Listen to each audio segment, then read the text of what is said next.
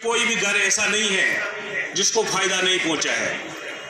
किसी को गैस मिला, किसी को चावल मिला, कोई ना। तो आपने देखा हर लोगों तक इंशाल्लाह ये बात हम पहुंचाए और आने वाले वक्त में इंशाल्लाह जब इलेक्शन होंगे तो मुझे उम्मीद है कि कुपवाड़ा से आप अपने 5-6 MLA जीत के भेजोगे। टाइम बहुत कम है। आप लोगों का बहुत बहुत शुक्रिया। ये थे हमारे पार्टी के मीर साहब, अनवर साहब, अब्दुल रहमान लोन साहब, जरगर साहब, हमारे युवा नेता शाह साहब, कुरैशी साहब, बहुत सारे हैं। सबके नाम लूँगा तो यहीं पर ज़्यादा टाइम हो जाएगा। आप सबका दिल की गहराइयों से धन्यवाद है कि आप लोगों ने इतना बड़ा एक जलसा रखा है। देखिए, मैं ज़्यादा समय नहीं लेता हूँ, ना ही लंबी तकरीर करता हूँ, लेकिन 2-4 बातें मुझे लगता है कि ज़रूर आप लोगों के साथ बात करना बहुत ज़रूरी है। जब कभी भी जम्मू कश्मीर की बात होती है और ख़ासकर कश्मीर की बात होती है तो कश्मीर में जो पिछले 30 साल से जो कत्लो गारत चल रही है, जो खून खराबा हो रहा है, हमें इसका कसूरवार ज़रूर पता होना चाहिए कि इसका कसूरवार कौन है। क्योंकि अगर कसूरवार नहीं पता होगा तो आगे से जब कभी कोई ऐसी चीज़ होगी तो हम उसे रोक नहीं पाएंगे। तो ये सबका एक दायित्व बनता है, फ़र्ज़ बनता है कि हमें कसूरवार ज़रूर पता हो। तो कसूरवार खोजने के लिए इतिहास में जाना पड़ेगा। तो इतिहास क्या था ये आप लोगों को भली भांति पता होगा।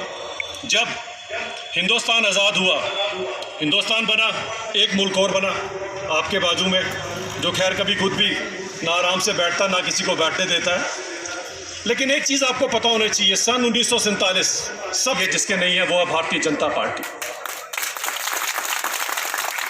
भारतीय जनता पार्टी को यहाँ आप लोगों को बरगलाया जाता है कि मुसलमानों के खिलाफ पार्टी है। तो आपको एक और इतिहास का छोटा सा किस्सा बताता हूँ। जब सबसे पहले भारतीय जनता पार्टी की सरकार बनी 90 के दशक में, तो माननीय अटल बिहारी वाजपेयी जी प्रधानमंत्री हुआ करते थे। जो मुकद्दस मुकाम है जिद्दा का, मक्का मदीना, जहां आप लोग हज करने जाते हैं, उसे डायरेक्टली श्रीनगर से, कश्मीर को डायरेक्ट अगर मक्का मदीना से किसी ने जो कभी नहीं पूछा, दोस्तों पूछना बनता है। 47 से लेकर, क्योंकि मैं प्रवक्ता हूं, थोड़े आंकड़े गिनता रहता हूं, कैलकुलेशन करता रहता हूं। 47 के बाद से लेकर जो सेंटर ने पैसा आप कश्मीरियों के लिए दिया है वो करोड़ों अरबों में है। अगर वो पैसा आप लोगों को मिला होता तो एक एक कश्मीरी के खाते में 1-1 करोड़ रुपया होता। लेकिन वो केवल और केवल अब्दुल्ला परिवार के खाते में, केवल और केवल मुफ्ती परिवार। इम्तिहान भी उनका दिन होती जा रही है और भारतीय जनता पार्टी को लोग एक्सेप्ट कर रहे हैं, भारतीय जनता पार्टी के साथ लोग जुड़ रहे हैं। और जो आपने सवाल किया कि ऐसा नहीं है, कहने को तो कुछ भी कोई कहेगा, लेकिन हम इस बात को यकीनन कहते हैं कि जैसे DDC के चुनाव में हमको तब भी कहते थे कि भारतीय जनता पार्टी कोई सीट नहीं निकाल सकती है।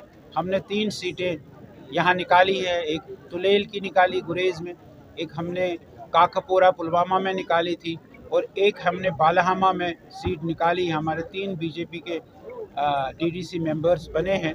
और इसी प्रकार आपको बड़ा आश्चर्य होगा और नेताओं को भी आश्चर्य होगा जब ये सुनेंगे कि बड़ी संख्या में भारतीय जनता पार्टी जम्मू कश्मीर में भी सीटें निकालेंगी, ज़रूर निकालेंगी, ऐसा मेरा पूरा विश्वास है। और आज का ये जो कार्यक्रम है ये बिल्कुल उसका संकेत है कि इतने सारे लोग भारतीय जनता पार्टी को ऑन कर रहे हैं, ये उसके लिए संकेत है। ऐसे लोगों को, ऐसे लीडरान को मैं ये कहना चाहूँगा कि इस गलतफहमी में वो न रहे। अभी जो डिलिमिटेशन कमीशन है उसने अपना रिपोर्ट पब्लिक डोमेन में डाला है। 6 मई से पहले उनके पास समय है, 6 मई तक। उससे पहले वो इसको फाइनल करके लॉ डिपार्टमेंट को दे देगा। और उसके बाद हमारे इलेक्शन डिपार्टमेंट ने, जम्मू कश्मीर के इलेक्शन डिपार्टमेंट ने 4 महीने का समय मांगा है।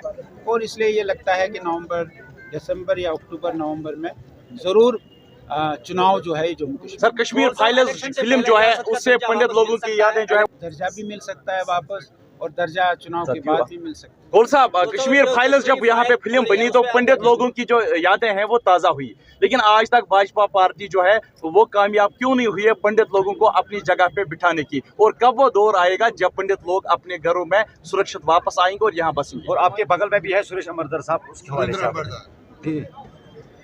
ऐसा है कि ये जो कश्मीर फाइल्स पिक्चर है, इसने एक नैरेटिव सेट किया है सारे देश भर में, और जो सच्चाई है वो देश के सामने रखी है।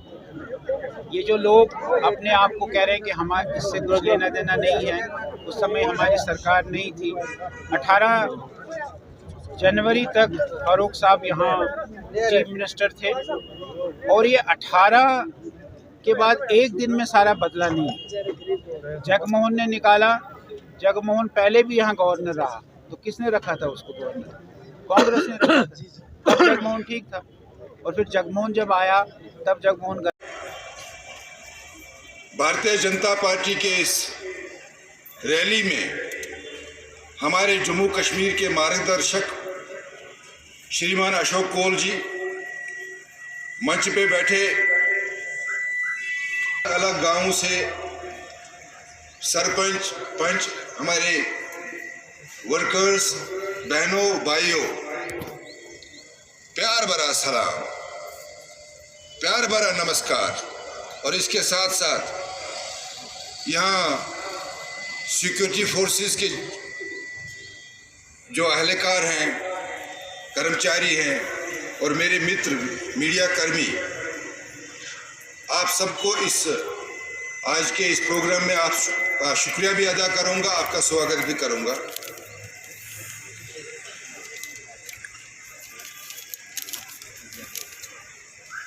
ये 2014 के बाद आपने देखा कि हिंदुस्तान में एक, जिसको आप कहेंगे, एक इनकलाब आया, और इस इनकलाब की अक्कासी जम्मू कश्मीर में भी हुई। और जो जम्मू कश्मीर में जो भारतीय जनता पार्टी की जर्नी है, भारतीय जनता पार्टी की यात्रा है, उसके दो वजह हैं। एक वजह यह है कि दुनिया का सबसे तेजस्वी नेता, श्रेष्ठ नेता, tallest leader of the world is the leader of our party and he is the prime minister of our country. आप स्कल्पचर समझते हैं, उस कयन छुना तराशा, तमिश हिंदी पढ़ वना शिल्पी। Bharatiya Janata party cadre based party हर साल, इस बार भी, पिछले साल भी उन्होंने 17 सितंबर से 17 अक्टूबर तक अपने चीजों की नीलामी कर दी थी। जो भी उनको चीज गिफ्ट में मिलते हैं उन सब की नीलामी करते हैं, और नीलामी लोगों की सेवा में। इन्हें इस देश को एक वेलफेयर स्टेट बनाया है, एक वेलफेयर कंट्री बनाई है। यहाँ मेरे पहले बता रहे थे कि ये जो महामारी आई, इस महामारी ने सारे दुनिया को चपेट में लिया। पता नहीं चाइना से आई, उन्होंने खुद बनाई, क्या हुआ अभी उसका खुलासा नहीं हो रहा है, लेकिन महामारी सारी दुनिया में फैल गई, हमारे देश में भी आई। और हमारे देश में जब आई तो लोगों ने कहा कि भाई इसको खात्मा करना है तो वैक्सीन चाहिए, इंजेक्शन चाहिए, बनाओ। वैक्सीन जब बन गया, पहुंचाई साथियों। और आज आप फोन करते हो, फोन करते ही आपको वहां से एक रिंगटोन आती है कि आपके प्रयास से 175 करोड़ लोगों को टीका लग गया है, और वास्तव में 181 करोड़ को आपके में फ्री राशन मिला। ये नरेंद्र मोदी जी, चूंकि वेलफेयर स्टेट नरेंद्र मोदी जी इस दुनिया को, इस देश को बना रहे हैं, इसलिए इस देश में 2 साल तक लोगों को फ्री राशन मिला। 135-40 करोड़ में से 80 करोड़ लोगों को फ्री राशन मिला। ये हम सब जानते हैं साथियों, ये नरेंद्र मोदी जी है, इसलिए हमारी पार्टी सबसे बड़ी पार्टी है। नरेंद्र मोदी जी जब कह रहे हैं कि मैं झोला लेकर जाऊंगा, मेरे पास कुछ नहीं है, आप कंपेयर करिए अपने नेताओं से। यहाँ जब चुनाव लड़ते हैं तो रहने की जगह नहीं होती है। जब 6 साल पूरे हो जाते हैं, 5 साल पूरे हो जाते हैं, तो करोड़ों की, अरबों की इनके पास प्रॉपर्टी आ जाती है। हिंदुस्तान से जो पैसा आता है उस पैसे को डकार लेते हैं ये लोग। घोटाला है, वो 1000 करोड़ रुपयों में घोटाला है, उन्होंने रोशनी स्कैम में घोटाला किया है। ऐसे ये लोग हैं साथियों, ऐसे लोग और ऐसे हमारे नरेंद्र मोदी जी वो कहते हैं कि मैं झोला लेकर प्राइम मिनिस्टर हाउस से जाऊंगा जब मेरी जाने की बारी आएगी, लेकिन वो बारी नहीं आएगी। अभी आपने देखा उत्तराखंड में नरेंद्र मोदी जी ने जब बधाई दी, उन्होंने बधाई महिलाओं को दी। महिलाओं ने वोट डाले भारतीय जनता पार्टी को। उन्होंने कहा कि हमारे घर में गैस आया। मेरे सब स्कीम्स की बात नहीं करूंगा, लेकिन कुछ मेरे साथियों ने कुछ स्कीम्स की बात की है। गोल्डन कार्ड तो किसने रखा था उसको? कांग्रेस ने रखा था। तब जगमोहन ठीक था, और फिर जगमोहन जब आया तब जगमोहन गलत था, ऐसा नहीं है। दूसरा जो आपने सवाल पूछा है, कश्मीरी पंडित तब यहाँ आएंगे जब यहाँ की मेजॉरिटी, हम सब लोग यहाँ जो मुस्लिम लोग हैं वो उनको बुलाएंगे। जिस दिन यहाँ के लोग उनको बुलाएंगे उस दिन कश्मीरी पंडित यहाँ आ सकता है।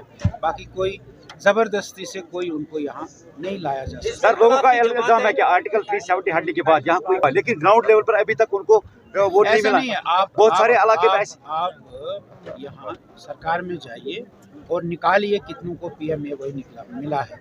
ऐसा नहीं है, जिसको नहीं मिला वो चिल्लाता है, जिन 3 को मिला है वो चुप रहते हैं। ऐसा नहीं है। यहाँ मैं कह रहा हूँ कि यहाँ टाउन में, यहाँ के टाउन में जितने भी यहाँ टाउन्स हैं और यहाँ के ब्लॉक्स में सैकड़ों को PMAY के शेड मिले होंगे। ऐसा नहीं है कि किसी को नहीं मिला होगा। और अब जो 54,000 मैंने घोषणा की है यहाँ, ये 54,000 शेड्स और मिलेंगे। करप्शन नहीं होना चाहिए। मैंने तो यहाँ कहा, सरकारी मुलाजमों को भी कहा कि भाई करप्शन फ्री करिए। ये तो एक ज़कात है जो मोदी जी दे रहा है लोगों को। इसमें भी आप कहते हैं उनको कि मुझे 10,000 दे दो, 20,000 दे दो। इससे बड़ा गुनाह कौन सा है? ये उनको नहीं करना। आम आदमी पार्टी की जो सरकार है वो पंजाब में बनी, पहले ही दिन उन्होंने अनाउंस किया कि जो वहाँ पे डेलीवेजर्स हैं उनको रेगुलराइज किया गया। JNK सरकार ने भी एक कोशिश की है PDD से वापस, लेकिन क्या आने वाले वक्त में बाकी डेलीवेजर्स, यहाँ के भी जो बाकी डेलीवेजर्स हैं, अब वो जो आम आदमी पार्टी है वो क्या करती है वो मुझे नहीं पता है, लेकिन यहाँ भी जो बाकी डेलीवेजर्स उनके सामने उनके साथ भी न्याय किया जाए। जानकारी को ले सऊदीया के अपने अमीर आए थे, तो यहाँ काम बढ़ेगा, यहाँ फैक्ट्रियाँ खुलेंगी, यहाँ काम और हो जाएंगे, तो लोगों को सर, आप मरकजी सरकारों की जो जितनी भी कोशिश है, स्कीम है, वो आप गिन रहे हैं। यहाँ की लीडरशिप जो यहाँ की, जैसे आपके अंडर जो लीडरशिप है, वो क्या करना चाहती है, वो क्या कर सकती है? यहाँ की उनको कहा कि ये स्कीमें लोगों तक पहुँचाएं। सर, साहब बताया जाता है CM थे तब, लेकिन उन्होंने जनवरी में रिजाइन किया था 90 में।